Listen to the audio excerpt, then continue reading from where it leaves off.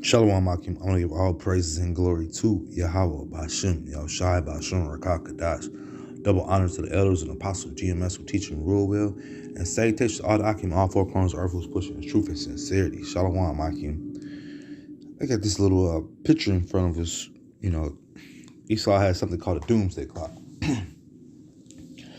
And he's been working on it, ever since he, for the year says 1947, but this devil been working on that way longer than that, man. You go back into the Apocrypha, man, roughly paraphrase and let you know when evil was set upon the earth once again, and Esau's taking that stride and ran with it. He's taking that narrative and ran with it, man, which was his job, man. He is the wicked, man, and it's our job to point out the wicked. Because our people in these last days are joined hand in hand with the wicked, man. So it's our job to rebuke our people and let them know to come out of their wicked ways, man. And don't partake in Esau's wickedness, man. What is some of Esau's wicked, wily ways, man? Well, right now you have this thing that's out right now where everybody's getting, that thing and they getting poked up, whatever it might be.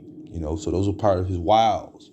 And also believing, that the earth is going to be destroyed, once he comes out of power. Esau's going to just blow this whole place up, man. That's what he wants to do in his heart of hearts, man.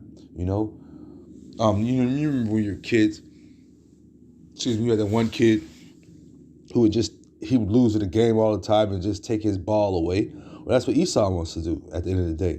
He knows he's about to lose his battle against the Lord and his elect. And he wants to just go ahead and obliterate the whole planet. But it ain't going to happen that way, Esau. It's not going to happen that way. So here it is. He came out with something called a doomsday clock, and it came out supposedly in 1947. And here's a little date chart line where he says the first clock to set at 7 past midnight. I'm going to go through it real fast. I just want to point out how he moves the fingers of the clock backward, forwards, and stuff like that. Because I was also trying to figure out when has he ever moved it back or how is this thing just stuck at this times and things, He says first clock set at 7 minutes to midnight. This is 1947, 1953. U.S. and USSR test first hydrogen bombs 2 minutes to midnight, letting you know also that that Esau is no different Edomite than a goddamn Russian or a red-blooded American, Well, they're still demons and devils. They all have the same plot as far as just definite destruction upon the earth,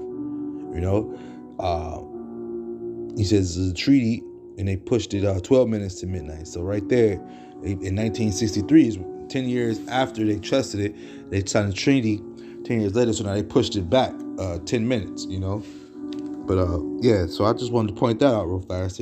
I guess they have, but then, throughout the timeline, it keeps coming up with different scenarios where they push it forward, push it backwards, push it forward, push it a few more minutes. And I'm going to drop all the way down in 2020. It says 100 seconds to midnight. Left clock at 100, and in 2021, they left the clock at 100 seconds to midnight, and we're in 2022. And a week ago was the birth date of this invention of this doomsday clock that the devil came out with, letting you know, man, this devil is here for nothing but death and destruction, man. He's doing his job, man. The Lord put him up to us, and he's doing it, man. But at the end of the day, what are we supposed to be doing? Are we supposed to be watching TV still? Are we supposed to be worried about the next Super Bowl, the next draft picks that are coming up? No, we are not. We're supposed to be doing the Lord's work, man. Especially us that have been, the Lord gave us these scriptures, and it made them visible. It made them legible to us, man. It made us. He opened them up to us. The Lord opened these scriptures up to us so we can understand in these last days. Here's Romans 13:11. And that knowing the time that now it is high time to awake out of the sleep. For now is our salvation nearer than we believed, man. So we have to continue to endure, man, because our salvation is near.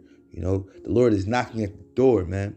He said, this is Romans 13:12. The night is far spent. The day is at hand. Let us therefore cast off the works of darkness and put on the armor of light, man. And that's what we're doing, man. When we are out on the highways and byways, we put on that armor of light, man, because darkness is all around us. These people are in gross darkness. They walk in darkness. They don't know what's going on. They have to look at the news. They have to go to work for their boss man to tell them what to do. That's their gleam, Not even light, just that spark. Not even a spark, man. They're still in darkness, man. They don't know what's going on, man. You know? It says, this is Romans 13:13. Let us walk honestly as in the day, not in rioting and in drunkenness, not in chambering and in wantonness, not in strife and envying. You know? So those are those worldly things that we had at one point, man, that we used to try to figure out what was going on in the world. So we'd be upset, we'd be at strife, we'd be looking at other brothers crazy, trying to get what they want, different things. Sometimes it's over. We're not supposed to be in that mindset right now, man. You know, because these are dark days ahead of us, man. You know, this is Ephesians 5:1. Be ye therefore followers of Yahweh as dear children, and walk in love, as Mashiach also have loved us, and have given himself for us an offering and a sacrifice to Yahweh for our sweet smelling savor.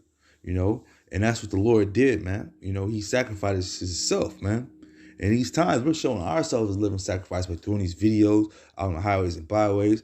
I'm going against these different draconian laws. We're not going against them, but we're not you know what I'm saying. We're not bowing down to this thing that's out here right now. We know fully what it is, man. You know, and we're not going to be partakers in that, man. And yes, some of us are going to lose our jobs, our happiness will be taken away, but that's the cost, man. That's what it is, man.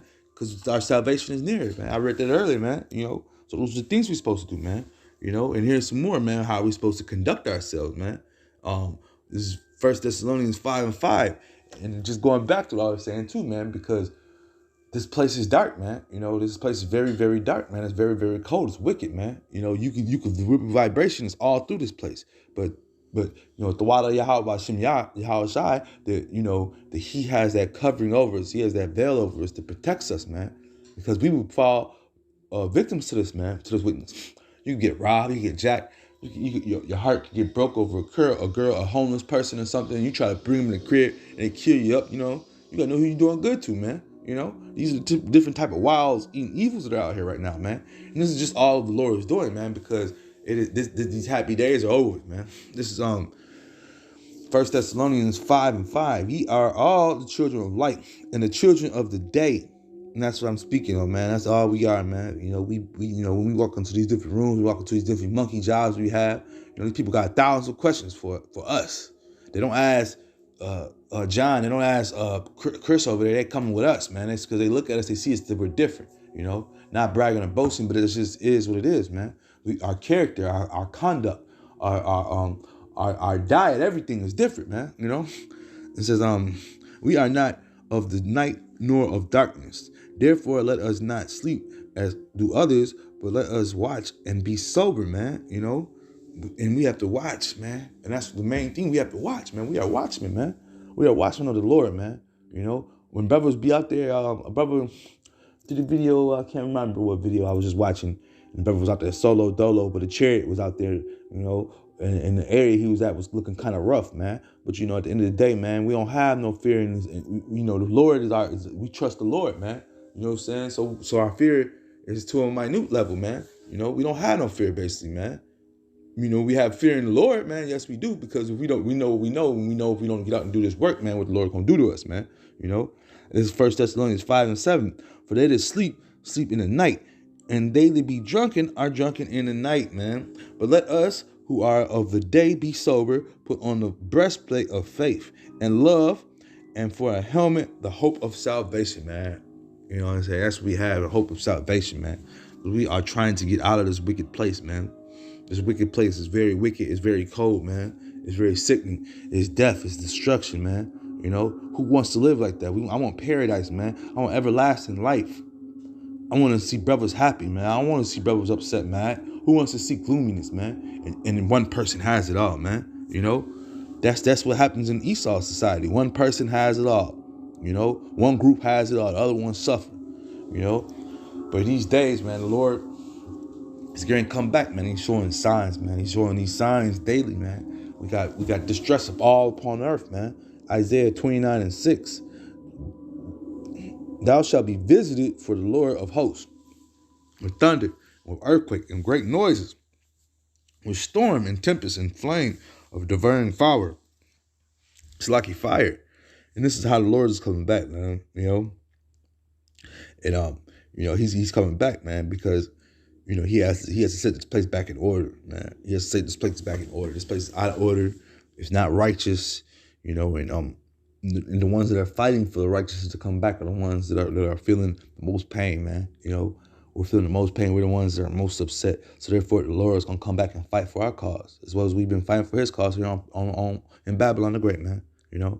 But yeah, I just wanted to bring this out real fast. I seen this doomsday clock and how prideful the devil is, and his destruction of this place. When he smiles in your face and try to tell you he's here to help, and he comes up with these different bombs and weapons to kill off this place. With that being said, I hope this is edifying. Shalom, Akim.